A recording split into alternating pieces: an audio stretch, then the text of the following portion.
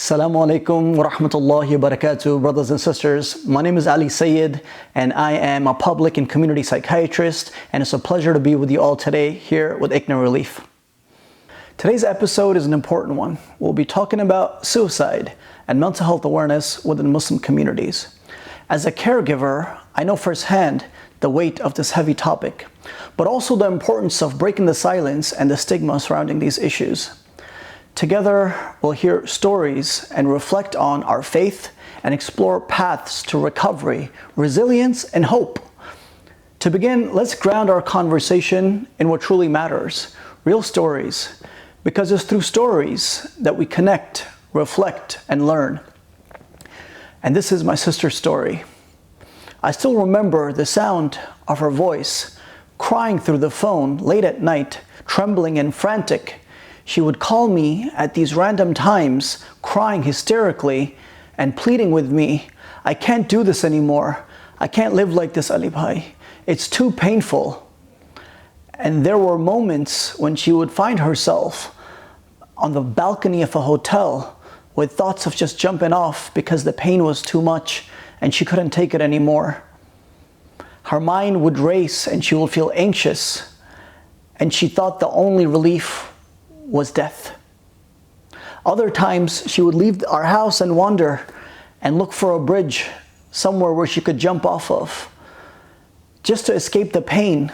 And sometimes the pain would turn inwards and she would try to harm herself and cut herself because she felt so helpless, so unheard, unseen, unvalued. And she just blamed herself for everything and felt like a huge burden on everyone. And every time she would call, my heart would drop because I knew what was coming. In those seconds before I answered her phone, my heart would race, thinking, will I be able to convince her to live this time? Will this be the last time I hear my sister's voice? But I would steady my voice and I would answer, and I would try to be an anchor. I would listen to her as she poured her heart out, and I would validate her pain and her feelings. But I would also remind her that she is loved by her family, and she has friends who care about her, and she has these dreams of becoming a nurse and helping others. And I would remind her that Allah is the most merciful, and while the pain is real, it is not permanent. And so we cannot lose hope in the mercy of Allah. And subhanAllah, it worked. In those moments, she would be able to calm down. As her emotions calmed down, her logical mind would kick in and she would be able to self-soothe and relax. And then the storm would be over for that moment. But again, as the stress and the other issues would pile up time and again, I would get the second call and the call after that, months after months, years after years.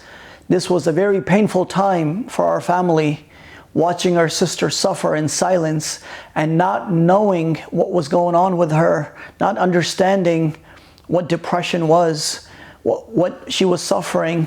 Instead, having a lot of misconceptions that there was laziness or a lack of iman or a lack of faith. But she carried a mountain of pain inside of her that crushed her, but her pain was invisible to us. And so given my family's experience, it is my hope that one day our communities can stop suffering in silence and talk about these issues and better learn how to identify, understand, and respond to these mental health challenges that are affecting many of our families and our communities. And realize and know that mental health challenges are real. Depression, anxiety, addiction, trauma, stress. These are real and they're multidimensional in the way they come about. And they also require a multidimensional approach to recovery and resilience and in order to thrive. And it starts with our faith as foundation, with our iman. But it also goes into psychological, medical, social, and communal interventions. Because the truth is, we can't do it alone. And so my sister's struggle revealed something significant, that while faith and individual faith and personal faith is paramount and extremely important, we can't do it alone, and our faith actually encourages us to seek out help and lean on others, those with more knowledge and experience, even if it's professional help that we may need, because we know not getting the help that we need and suffering in silence because of the stigma and the denial and the self-blame can be consequential, significantly consequential, and also lethal.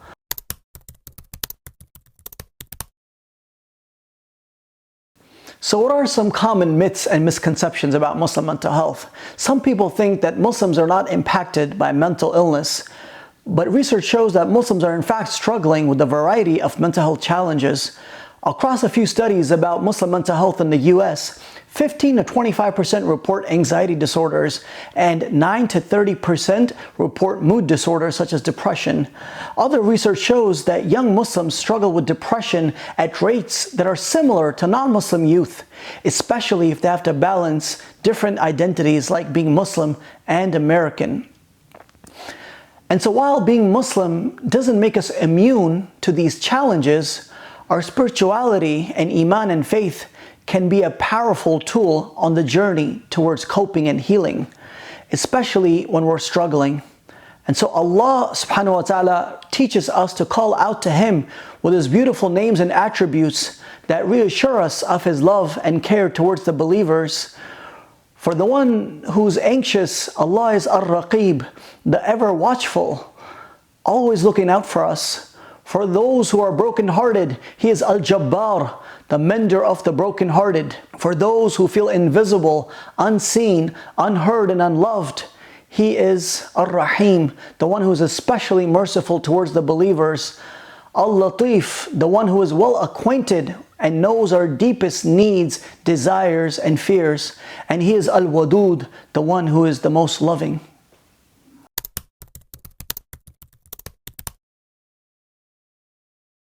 Some people within our communities believe that if a person is suffering with mental illness, they must have weak faith or not enough trust in Allah. But people can experience mental illness because of many other reasons, such as genetics, also an imbalance of chemicals in our brain, or having gone through trauma or difficult experiences that they're struggling to cope with. And for many, mental illness can be brought on by a combination of these factors. Centuries ago, a Muslim scholar named Abu Zayd al-Balkhi, he affirmed this reality, and he argued that humans are composed of both a body and a psyche, and that we can face health and sickness in both of them. The same way our bodies can experience fever, headaches, and pain, our minds can also experience psychological symptoms such as anger, sorrow, fear, and panic. Muslim scholars like al-Balkhi recognize that mental illness is an affliction that needs to be treated and not a sin to be met with punishment or shame.